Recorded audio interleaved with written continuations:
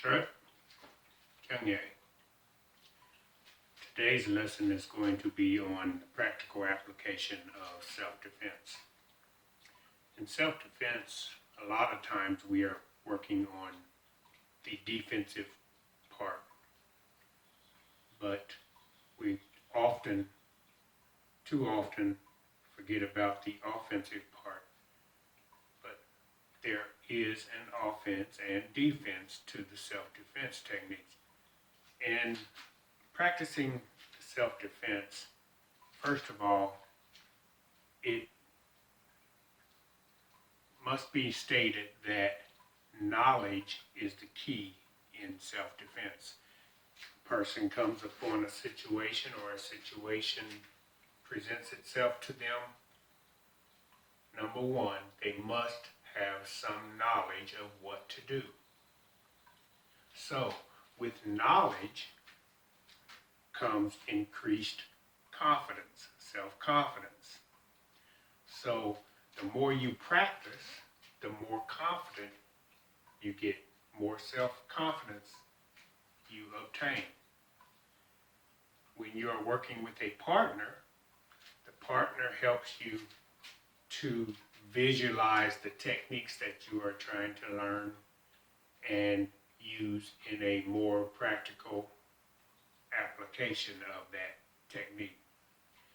A lot of times we see students going through the self-defense techniques in a robotic style, in a robotic state, like 1, 2, 3, 4, 1, 2, 3, 4. That is fine and well for a beginning student, but as you continue to develop your self-confidence, you need to trust a partner so that you can be more fluid in applying the techniques that you have learned. So in focusing on knowledge brings about self-confidence, and with practice, you bring about trust with your partner. This also enhances your self-confidence. What we'd like to do is go through a form or a technique, and we'd like to deal with the basic self-defense of throwing a punch, stepping and throwing a punch in our white belt self-defenses. This will apply in any of your self-defenses, but number one, you have to first have the knowledge of what to do. Once you have the knowledge of what to do, then you practice that knowledge, practice that technique over and over and over again, and practice, practice, practice. More practice, more practice, more practice. The practice helps you to gain individual self-confidence. The more knowledge you have, the more self-confidence you have. Then you get to institute the self-confidence and the knowledge with a partner. With a partner, you get to develop the trust. The thing about the trust is it goes both ways. Your partner has to trust you as well as you have to trust your partner. In the white belt self-defense, we're talking about stepping and punching. From the Jumbi position, the ready technique for the offensive position or the attack, you start with a left hand low block. You step back with the right foot into a front stance and execute the left hand low block. After the key-up, then your partner will execute their defensive stance, which will be chambering for the inside-out middle block. As they chamber for the inside-out middle block, they will key-up when they are ready for you to execute your first technique. The confidence starts being developed at the point where they key out because they are confident that you will do what you are supposed to do so that they can do what they're supposed to do. As they step forward after your key out to execute their forward middle punch, you will step back executing your defensive technique of a middle block, inside out middle block. And you will do that in succession for 3 techniques. They will be stepping back after your low block and key up to signify that you are ready. They will be stepping back after they begin with their ready position, which is the inside out middle block. And as they key up here, they immediately go to the back stance, executing the inside out middle block. 1, 2, and 3. This sequence is basic to allowing you to get the confidence that you need with your partner so that you can execute this technique with better timing. The more you practice, the more confidence develops. Knowledge of what to do helps develop self-confidence. Practice develops more self-confidence. And the timing comes with the practice. Trust in your partner and in your own abilities comes with practice. So with the knowledge comes the confidence. And with the practice, you develop the trust and the timing. So if someone is working with me and we are attempting to do self-defense techniques for white belt, which is the low block, step forward, middle punch, in succession of 3 times, what we would do is we would start out knowing this is what I have to do, the knowledge, this is what I have to do if I'm presented with someone stepping and throwing a punch at me in succession of 3 punches. Number 1, I'm going to prepare to block the punch. I'm letting my partner know that I'm ready for them to throw the punch. 1, 2, 3. Because I have the confidence and I know that my partner is going to step forward on my key op, they are going to step forward and throw 3 punches in succession. 3. That is the knowledge. We know that's going to happen. We develop that confidence and trust in one another because we practice. We've got to continue to practice. Now, depending on who you are working with, if they're a little taller, a little shorter, depending on who you are working with, their abilities and so forth, you start developing your technique to match their abilities. If I know that they're a little slow and a little hesitant, I will slow it down. 1, 2, 3. Because I know that they're a little slower and a little hesitant, I have slowed it down. 1. They're going to reach. 2. They're going to reach. 3. They're going to reach because they are not confident and are not trusting in your ability, your knowledge of the offensive part. So you have to practice. You don't want a partner that is reaching. You don't want a partner that is reaching to block your technique. You want that technique to look like it's fluid, like it's natural. So when a partner is stepping and doing the punch, 1, 2, and 3, they don't want to be so far away.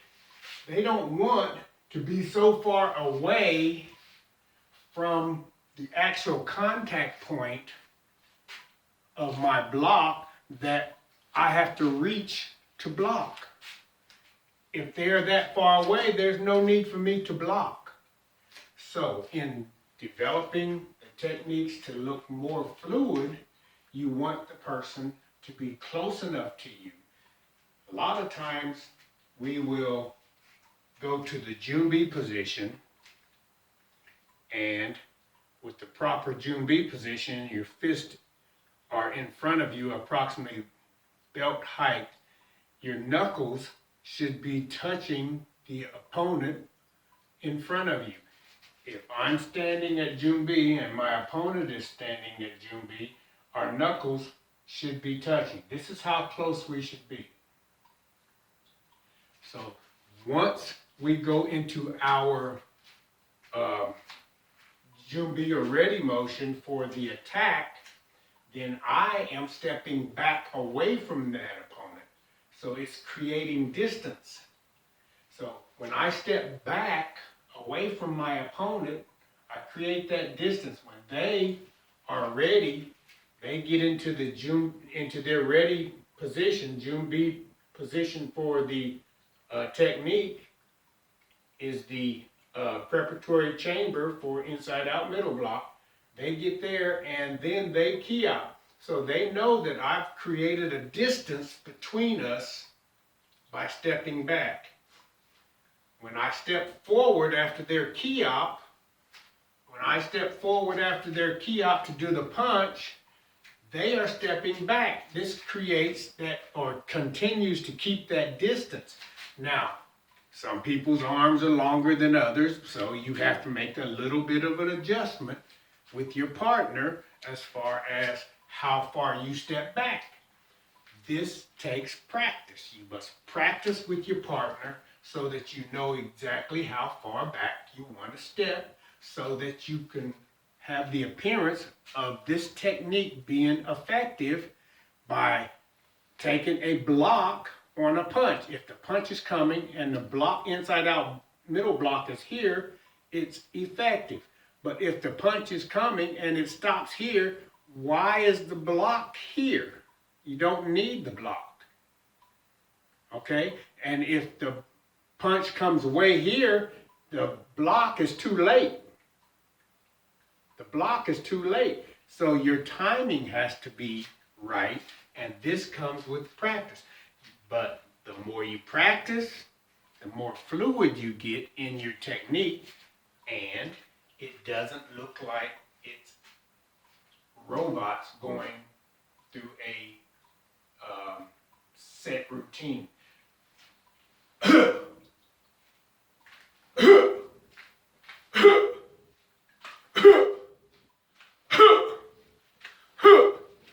Over and over and over and over again. No.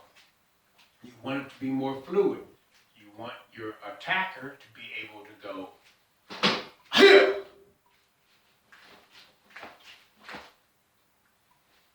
or you want your attacker to be able to go faster and faster and faster. So if you can get to the point to where your attacker is coming in a fluid stance, in a fluid technique, then you can get in a fluid defensive technique. And you practice that over and over and over again so that you can have the trust that your partner is going to do their part.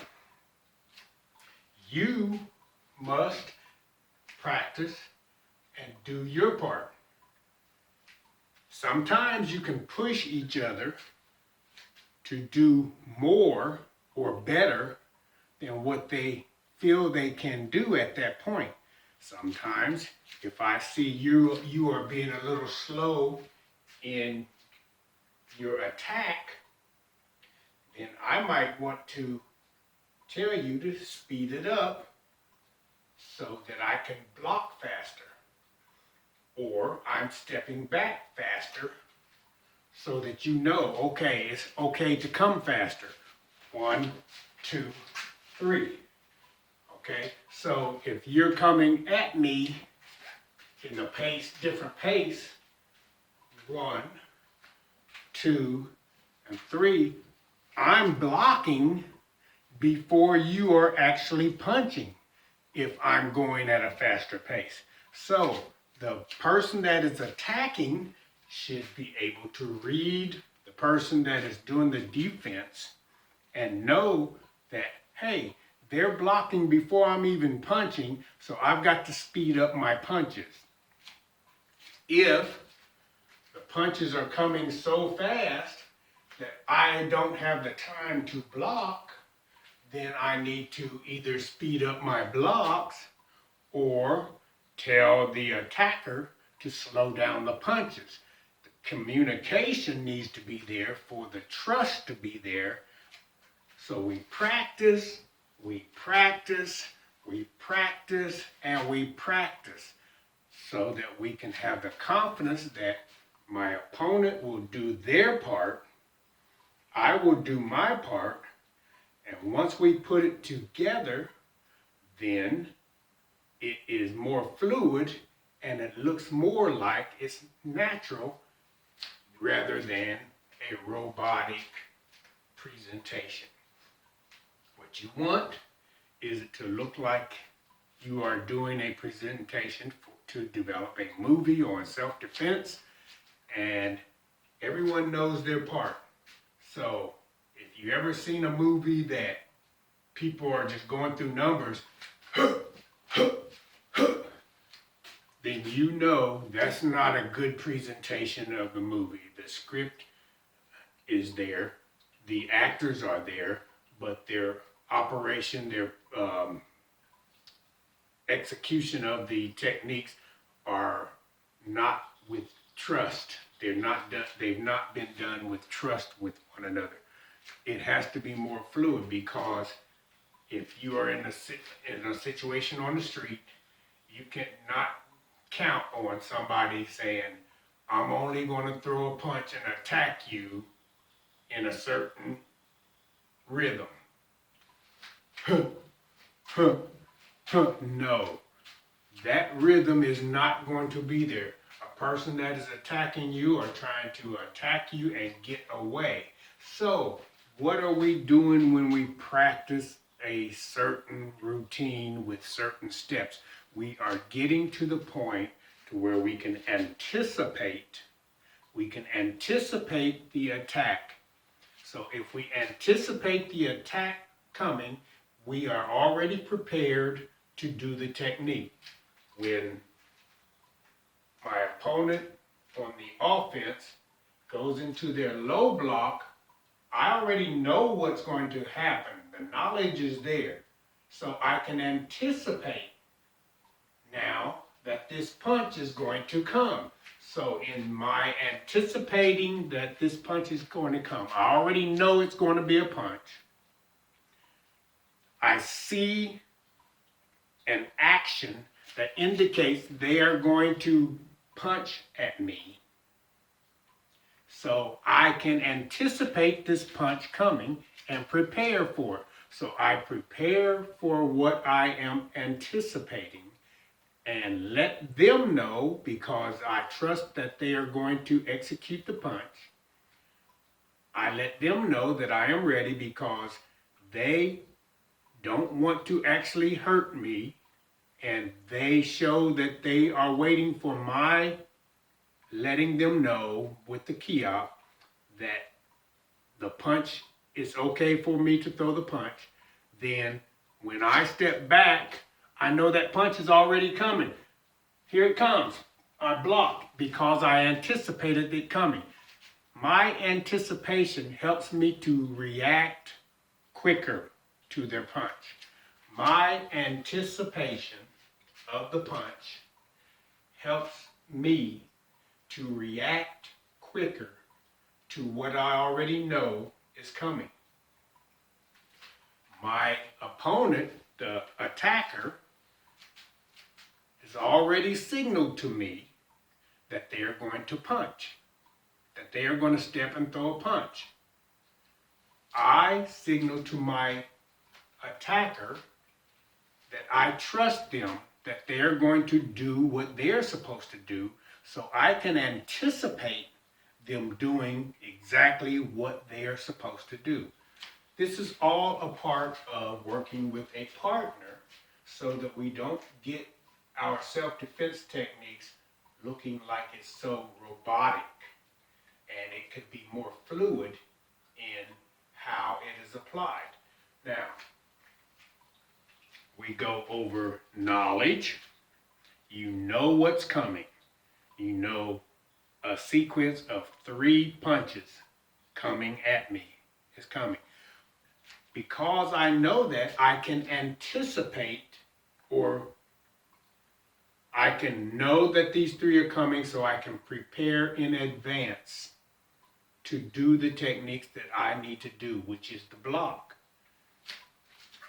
And once I do the anticipation, then I execute the technique.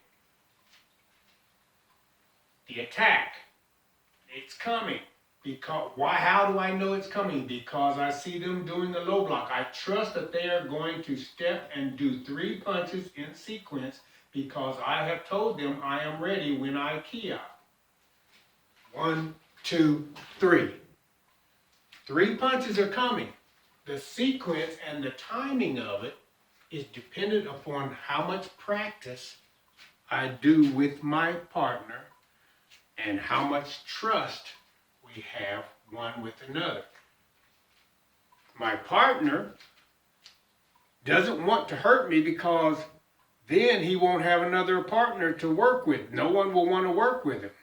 So my partner waits for me to signal him. Now, when I have signaled my partner for the offense that I'm ready to defend, they know that I'm going to step back and execute 3 blocks for those 3 punches that are coming. So once I key up, signaling them that I'm ready and going to step back and start my block sequence, they don't have to wait. They feel that they can trust me that I'm going to step back and block 3 times. So 1, 2, 3. As beginning students for self-defense number 1, we teach the preparatory chamber because we are trying to get you to understand that you have to make sure that you do the technique correctly. In a practical application situation, you may not completely go here, but you know that this technique is coming. The technique is coming. Inside out middle block is coming.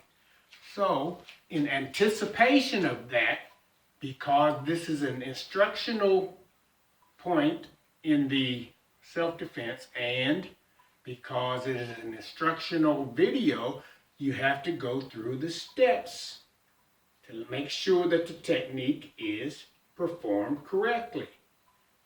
Because a sloppy technique down here is not going to block a punch that's coming up here. So we need to make sure that the defense or the person doing the defense executes the technique properly. Shoulder height, arms crossed, the blocking hand on the bottom, the basics. So, but we're not going through all the basics because you have already learned that. But what we really want to focus in on is the timing. The timing of each technique. You develop that trust in your partner over and over and over again by practicing, practicing, practicing. Again, anticipating knowledge, anticipating practice, trust. These are all parts of developing your self-defense techniques in a way that it is very fluid and it looks more like it's a natural action instead of something that's robotic and rehearsed. The low block, actually stepping back, the low block, step, punch, punch, punch. The blocking, key up, block, block, block. So that timing is essential for your self-defense techniques to look fluid and not robotic. Knowledge develops confidence, okay? Practice develops more confidence and trust and timing. Practice, practice, practice, practice. Over and over and over again. Develop the trust with your partner so that you have the fluidity, the knowledge of what is coming, and you can anticipate what is coming. Anticipating what is coming helps you to gain a fraction of a second in timing to where you can better block, even if you don't expect the person to do exactly what they're supposed to do, your partner to do exactly what they're supposed to do. You are still anticipating because you want to anticipate the block, the punch coming so that you can block it. The trust is developed the more you practice with your partner. The trust is developed the more knowledge that you have of what you're supposed to do.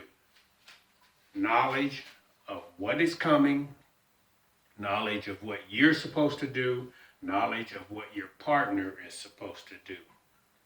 Those three things, those three parts, knowledge of what is supposed to be done, knowledge of what your part, what you're supposed to do, knowledge of what your partner's supposed to do, that develops confidence.